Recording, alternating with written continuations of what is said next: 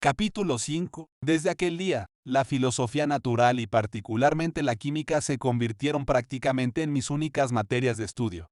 Leí con avidez todos aquellos libros llenos de genialidades y sabiduría que los modernos investigadores habían escrito sobre aquellas materias. Acudí a las clases y cultivé la amistad de los científicos en la universidad. Y encontré, incluso en el señor Krempe, una buena dosis de sentido común y verdadera sabiduría. Unida, es verdad, a una fisonomía y unos modales desagradables, pero no por ello menos valiosa. En el señor Waldman descubría un verdadero amigo. El dogmatismo nunca enturbiaba su bondad e impartía sus clases con un aire de franqueza y buen carácter que desvanecía cualquier idea de pedantería. Fue quizá el amistoso carácter de este hombre lo que me inclinó más al estudio de aquella rama de la filosofía natural que él profesaba, y no tanto un amor intrínseco por la propia ciencia. Pero aquel estado de ánimo solo se produjo en los primeros pasos hacia el conocimiento. Cuanto más me adentraba en la ciencia, más la buscaba solo por ella misma. Aquella dedicación, que al principio había sido una cuestión de deber y obligación, se tornó después tan apasionada e impaciente que muy a menudo las estrellas desaparecían en la luz de la mañana mientras yo aún permanecía trabajando en mi laboratorio. Dado que me aplicaba al estudio con tanto celo, fácilmente puede comprenderse que progresé con mucha rapidez. De hecho, mi fervor científico era el asombro de los estudiantes y mi dominio de la materia, el de mi maestro. El profesor Krempe a menudo me preguntaba, con una maliciosa sonrisa en sus labios, cómo andaba Cornelio Agripa, mientras el señor Waldman expresaba de corazón los elogios más encendidos ante mis avances. Así transcurrieron 2 años, en los cuales no regresé a Ginebra, porque estaba enfrascado en cuerpo y alma en el estudio de ciertos descubrimientos que esperaba realizar. Nadie, salvo aquellos que lo han experimentado, pueden comprender la fascinación que ejerce la ciencia. En otras disciplinas, uno llega hasta donde han llegado aquellos que lo han precedido y no puede llegar a saber nada más. Pero en la investigación científica continuamente se alimenta la pasión por los descubrimientos y las maravillas. Una inteligencia de capacidad mediana que se empeña con pasión en un estudio necesariamente alcanza un gran dominio en dicha disciplina.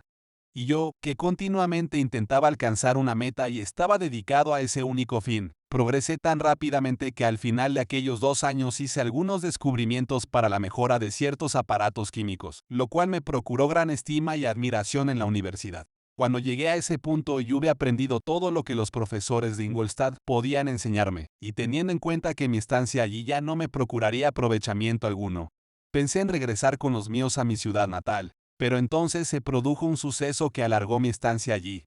Uno de aquellos fenómenos que habían llamado especialmente mi atención era la estructura del cuerpo humano y, en realidad, la de cualquier animal dotado de vida. A menudo me preguntaba, ¿dónde residirá el principio de la vida?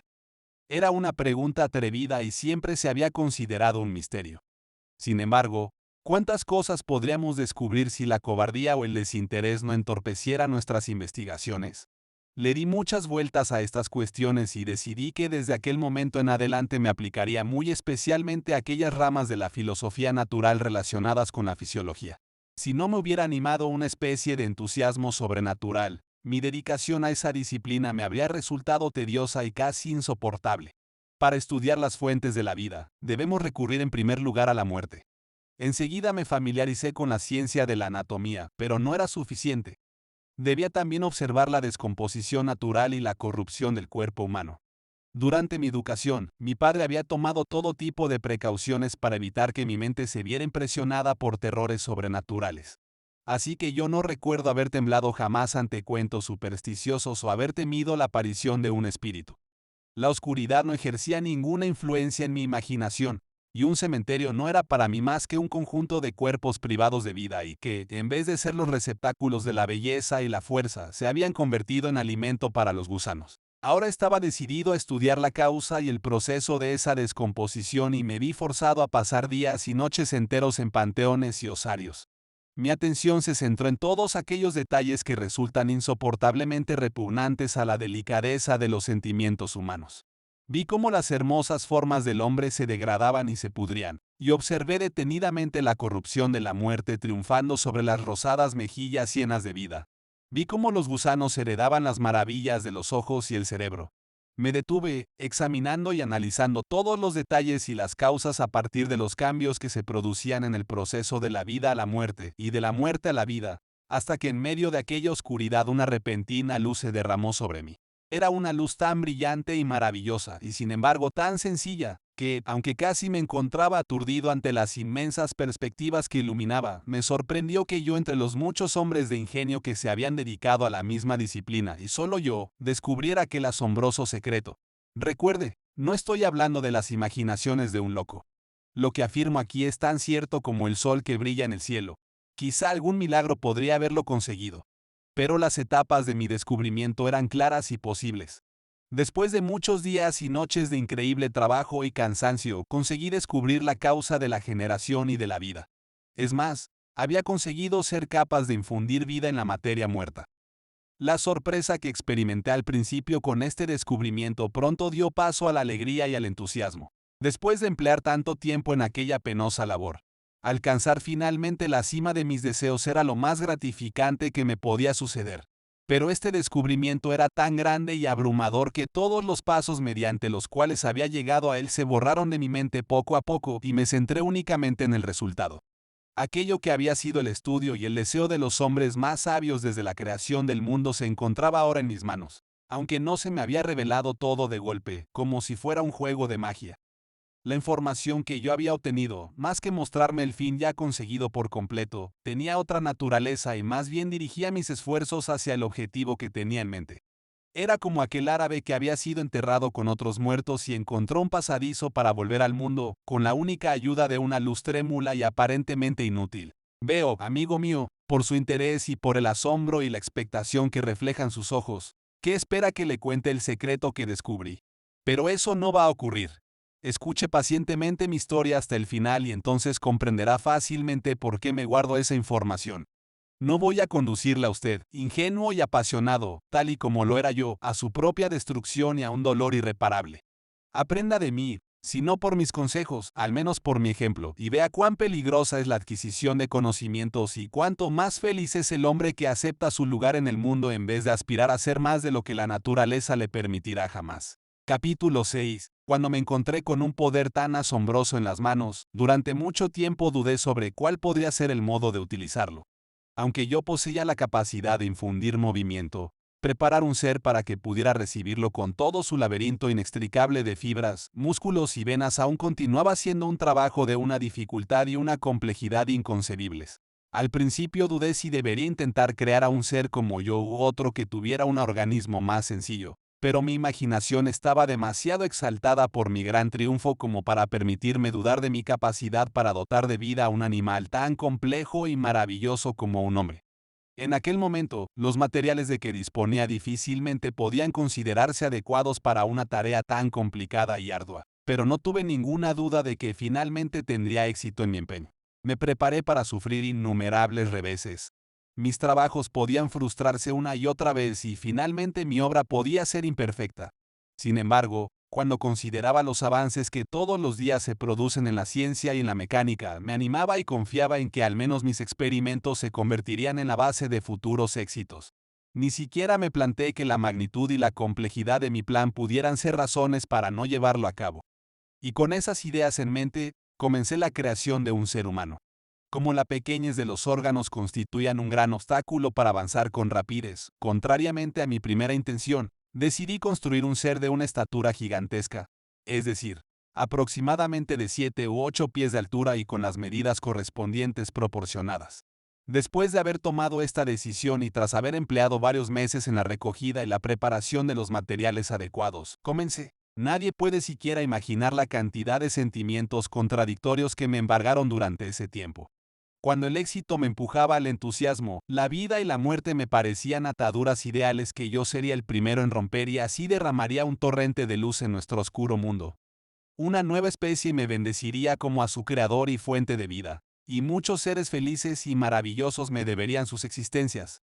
Ningún padre podría exigir la gratitud de su hijo tan absolutamente como yo merecería las alabanzas de esos seres. Avanzando en estas ideas, pensé que si podía insuflar vida en la materia muerta, quizá podría, con el correr del tiempo, aunque en aquel momento me parecía imposible, renovar la vida donde la muerte aparentemente había entregado a los cuerpos a la corrupción. Aquellos pensamientos me animaban mientras proseguía con mi tarea con un entusiasmo infatigable. Mi rostro había palidecido con el estudio y todo mi cuerpo parecía demacrado por el constante confinamiento. Algunas veces, cuando me encontraba al borde mismo del triunfo, fracasaba, aunque siempre me aferraba a la esperanza que me aseguraba que al día siguiente o incluso una hora después podría conseguirlo. Y la esperanza a la que me aferraba era un secreto que solo yo poseía. Y la luna observaba mis trabajos a medianoche mientras, con una ansiedad incansable e implacable, yo perseguía los secretos de la vida hasta sus más ocultos rincones. ¿Quién podrá concebir los horrores de mi trabajo secreto cuando me veía obligado a andar entre las mohosas tumbas sin consagrar o torturando animales vivos para conseguir insuflar vida al barro inerte? Me tiemblan las manos ahora y siento deseos de llorar al recordarlo. Pero en aquel entonces un impulso irrefrenable y casi frenético me obligaba a continuar adelante. Era como si hubiera perdido el alma o la sensibilidad para todo excepto para lo que perseguía. En realidad fue como un estado de trance pasajero que, cuando aquel antinatural estímulo dejó de actuar sobre mí, solo me procuró una renovada y especial sensibilidad tan pronto como regresé a mis viejas costumbres. Recogí huesos de los osarios y profané con mis impúdicas manos los secretos del cuerpo humano. En una sala solitaria o más bien en un desván, en la parte alta de una casa, y separado de los otros pisos por una galería y una escalera, preparé el taller para mi repugnante creación. Mis ojos se salían de sus órbitas y se clavaban en los diminutos detalles de mi trabajo. Los quirófanos y el matadero me proporcionaban la mayor parte de mis materiales, y a menudo sentía que a mi naturaleza humana le repugnaba aquella ocupación, pero, aún apremiado por la ansiedad que constantemente me acuciaba, proseguí con el trabajo hasta que prácticamente le di fin. Pasaron los meses de verano y yo seguía enfrascado, en cuerpo y alma, en mi único objetivo. Fue un verano maravilloso. Los campos pocas veces habían ofrecido unas cosechas tan abundantes y los viñedos rara vez habían dado una vendimia tan exuberante. Pero mis ojos permanecían insensibles a los encantos de la naturaleza, y los mismos sentimientos que me forzaron a despreciar lo que ocurría a mi alrededor también me obligaron a olvidar a todos aquellos seres queridos que estaban muy lejos y a quienes no había visto desde hacía tanto tiempo. Yo sabía que mi silencio les inquietaba y recordaba perfectamente las palabras de mi padre. Sé que mientras estés contento contigo mismo, pensarás en nosotros con cariño y sabremos de ti regularmente. Y debes perdonarme si considero cualquier interrupción en tu correspondencia como una prueba de que también estás descuidando el resto de tus obligaciones. Así que sabía perfectamente cuáles serían sus sentimientos, pero no podía apartar mi mente del trabajo, odioso en sí mismo, pero que se había apoderado irresistiblemente de mi imaginación. Era como si deseara apartar de mí todo lo relacionado con mis sentimientos o mis afectos, hasta que alcanzara el gran objetivo que había anulado toda mi vida anterior. En aquel momento pensé que mi padre sería injusto si achacara mi silencio a una conducta viciosa o a una falta de consideración por mi parte. Pero ahora estoy convencido de que no se equivocaba en absoluto cuando pensaba que probablemente yo no estaba libre de toda culpa. Un ser humano que desea ser perfecto siempre debe mantener la calma y la mente serena, y nunca debe permitir que la pasión o un deseo pasajero enturbie su tranquilidad. No creo que la búsqueda del conocimiento sea una excepción a esta regla. Si el estudio al cual uno se entrega tiene una tendencia a debilitar los afectos y a destruir el gusto que se tiene por esos sencillos placeres en los cuales nada debe interferir, entonces esa disciplina es con toda seguridad perjudicial, es decir, impropia de la mente humana. Si esta regla se observara siempre sin ningún hombre permitiera que nada en absoluto interfiriera en su tranquilidad y en sus afectos familiares, Grecia jamás se habría visto esclavizada. César habría conservado su patria, América habría sido descubierta más gradualmente y los imperios de México y Perú no habrían sido destruidos. Pero me he descuidado y estoy moralizando en la parte más interesante de mi relato. Y sus miradas me recuerdan que debo continuar. Mi padre no me hacía ningún reproche en sus cartas y solo hizo referencia a mi silencio preguntándome con más insistencia que antes por mis ocupaciones. Pasó el invierno, la primavera y el verano mientras yo permanecía ocupado en mis trabajos, pero yo no vi cómo florecían los árboles ni cómo se llenaban de hojas y estos eran espectáculos que antes siempre me habían proporcionado un enorme deleite. Tan ocupado estaba en mi trabajo. Las hojas de aquel año se marchitaron antes de que mi trabajo se hubiera acercado a su final. Y cada día me mostraba claramente que lo estaba consiguiendo. Pero mi ansiedad amargaba mi entusiasmo y, más que un artista ocupado en su entretenimiento favorito, parecía un esclavo condenado a la esclavitud encadenada en las minas o a cumplir con cualquier otro trabajo infame.